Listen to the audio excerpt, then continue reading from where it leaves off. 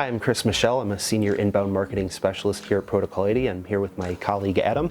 Hi, Adam, also a Senior Inbound Marketing Specialist at P80, and today we're going to discuss making boring content engaging. That's right.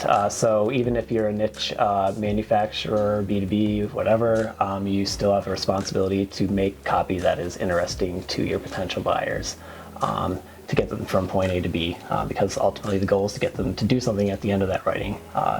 Fill out a form, give you a call, whatever that could be. So we're going to spend a few minutes talking about what's the protocol for making boring content sexy, engaging, whatever you want to call it. So why don't you take it away with the first one? Sure. So one of the things that I like to say is that good content marketing starts with having actually good content. So I think the best place to start for that is with the title. So the title of a blog article that you might write, that's actually the reader's first impression of the piece. And that can be what turns a reader off, a potential reader off. They can say, well, that doesn't actually sound interesting, or that just doesn't appeal to me, or whatever, so, and just move on to the next thing. So to that end, one of the things we say is always just write a really strong title there. Use power verbs, tell the reader what they're going to get into. Don't make them work too hard to understand what you're writing about. Couple tips. Readers do like numbers, so if you're writing about tips for better content writing, 5 tips on better content writing, or having the question that they're asking as your title. So how do I write better content? So yep, both of those are actually psychologically proven by study to be like 30-31% higher open rates when you include those in your title. So just little tricks like that to keep in mind. Sure. The next battle that you'll kind of face here with making content, boring content, more engaging, is your intro. So your title got them in the door, now how are you going to keep them there?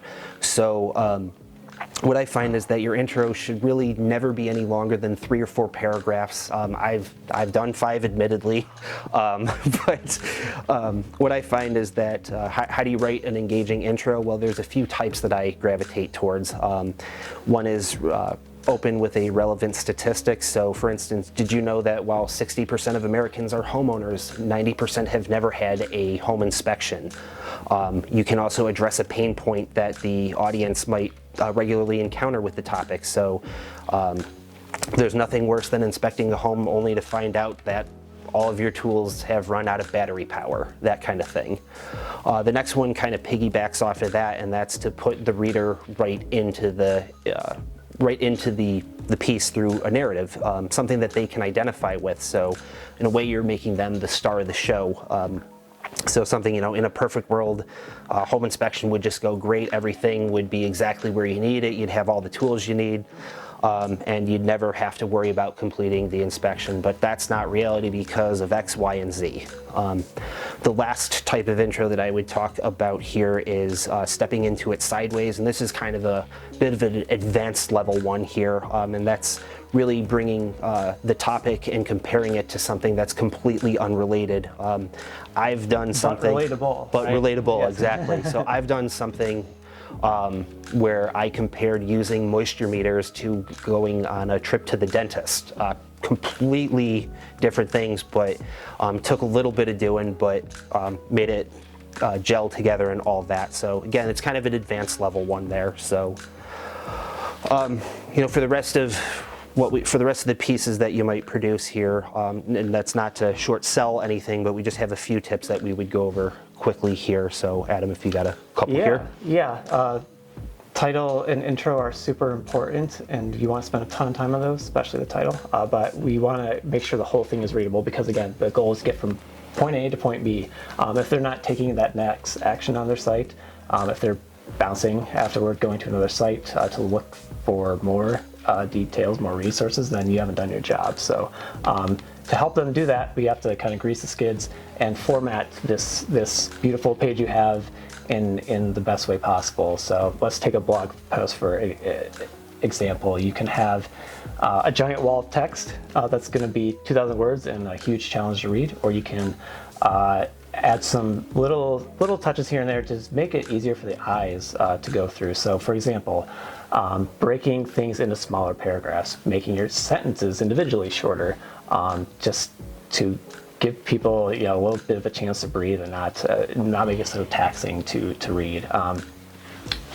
Videos, graphics, images, charts, anything that can again provide that like visual rest stop kind of on that highway from point A to B.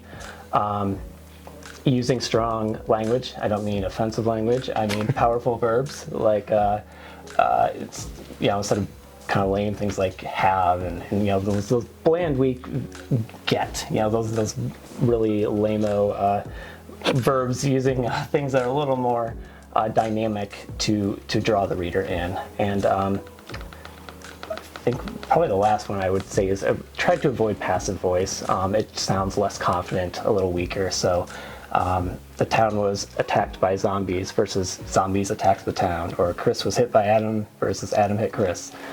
Making sure you put the thing in front to make it a little more strong and eliminate some needless words.